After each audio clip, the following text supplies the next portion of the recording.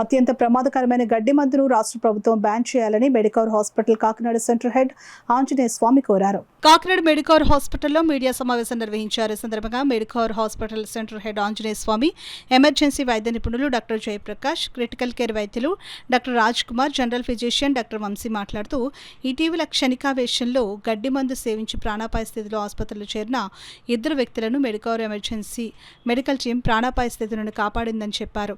ఈ కార్యక్రమంలో Medicover hospital వైద్యులు, సిబ్బంది పాల్గొన్నారు. ఈ పారాక్యూట్ పాయిజన్ గడ్డి మందు అనేది ఒక మహమ్మారిలాగా ఉంది.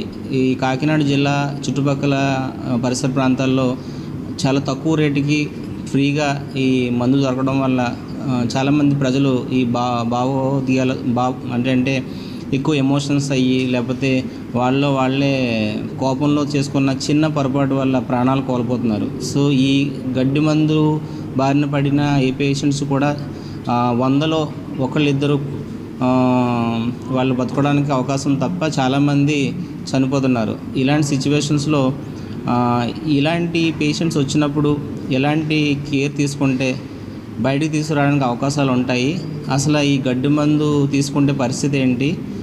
రీసెంట్గా మా హాస్పిటల్కి వచ్చిన 2 పేషెంట్స్ ఈ గడ్డి మందు, ఈ పారాక్యూట్ పాయిజన్ తీసుకున్న వాళ్ళని మేము బ్రతికించడం జరిగింది. దాని గురించి మా డాక్టర్స్ మీకు ఎక్స్ప్లెయిన్ చేస్తారు.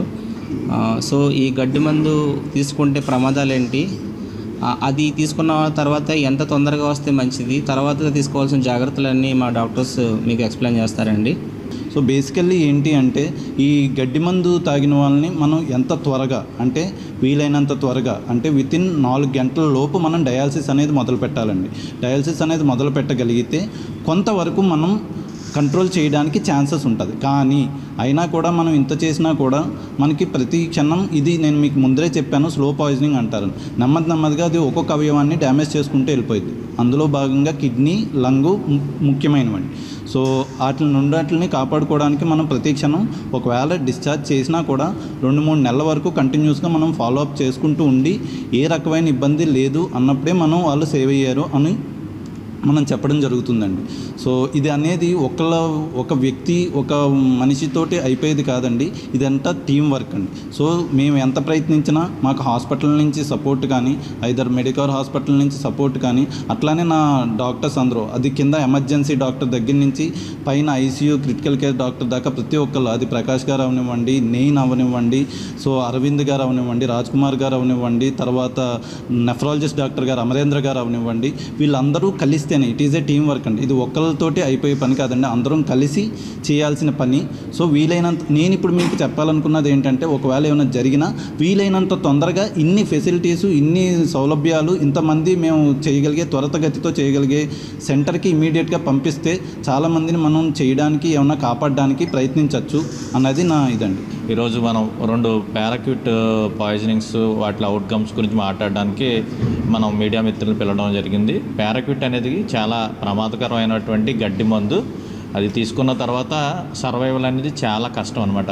కానీ సర్వైవల్ ఇంప్రూవ్ చేయాలంటే ఏం చేయాలంటే, మనం తీసుకున్న వ్యక్తి తీసుకున్న తర్వాత త్వరగా అంటే దగ్గరలో ఉన్న హాస్పిటల్కి తీసుకురావడం వల్ల, ఇమీడియట్గా మనం డయాలసిస్ స్టార్ట్ చేయడం వల్ల సర్వైవల్ మనం ఇంప్రూవ్ చేయగలుగుతాం.